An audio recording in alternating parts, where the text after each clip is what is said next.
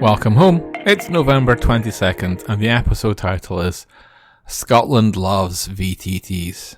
Eric Blenley won the RPG Publisher Spotlight and the interview is up.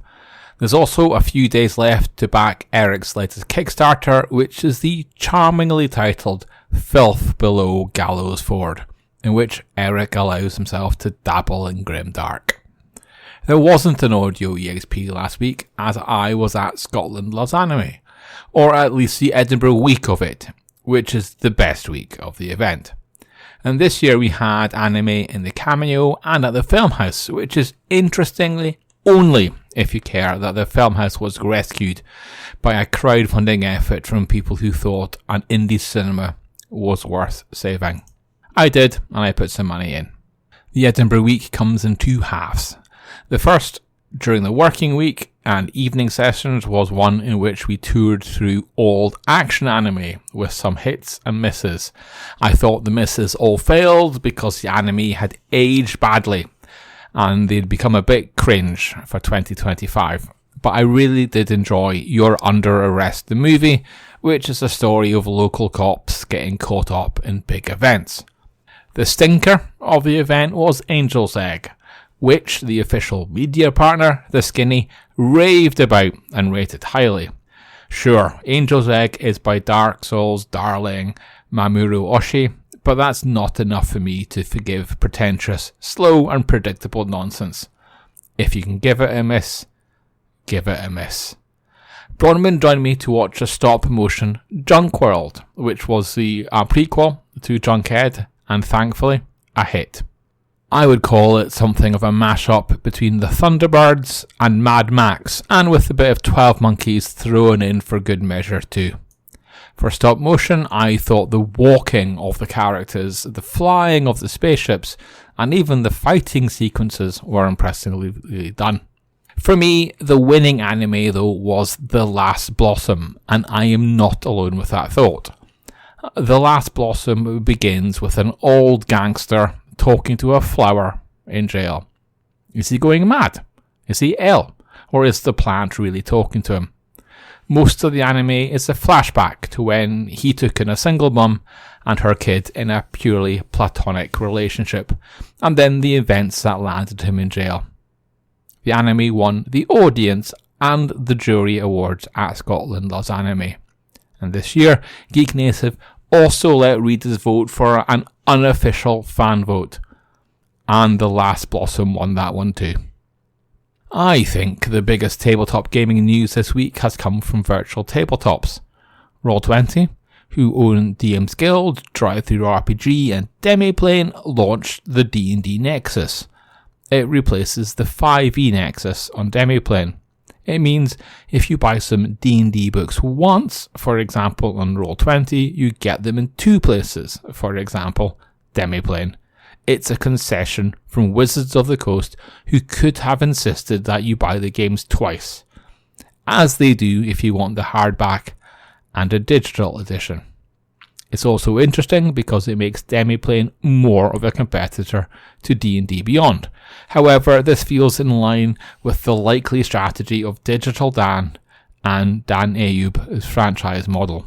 Oh sure, it might be Wizards of the Coast gearing to get out of delivery as they did when they ditched E1, the media company they bought from films, but it's more likely an attempt to get D&D everywhere fans want it.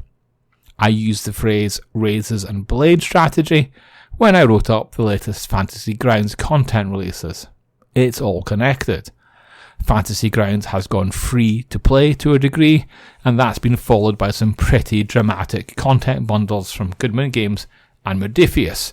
And so if you want to play Mutant or Dungeon Crawl Classics, or Modiphius' licenses such as Star Trek, Dune or Fallout, now is the time. By razors and blades, I mean the delivery system is free, but the content is not. When I was a teenager, the shaving brand Gillette sent me my first razor and blades for free.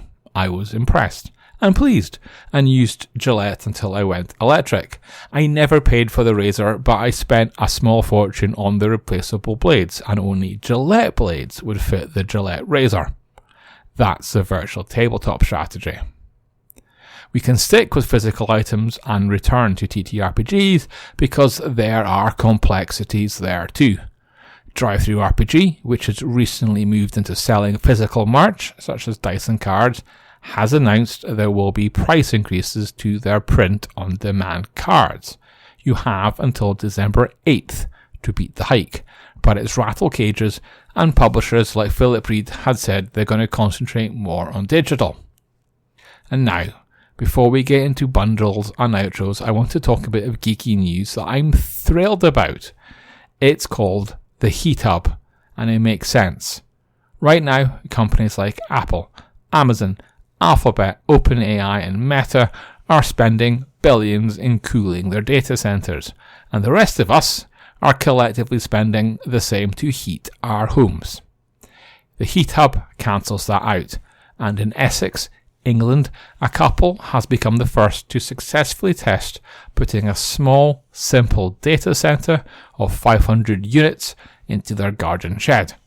The system then transfers the heat from the shed to their house, slashing their heating bills to almost nothing.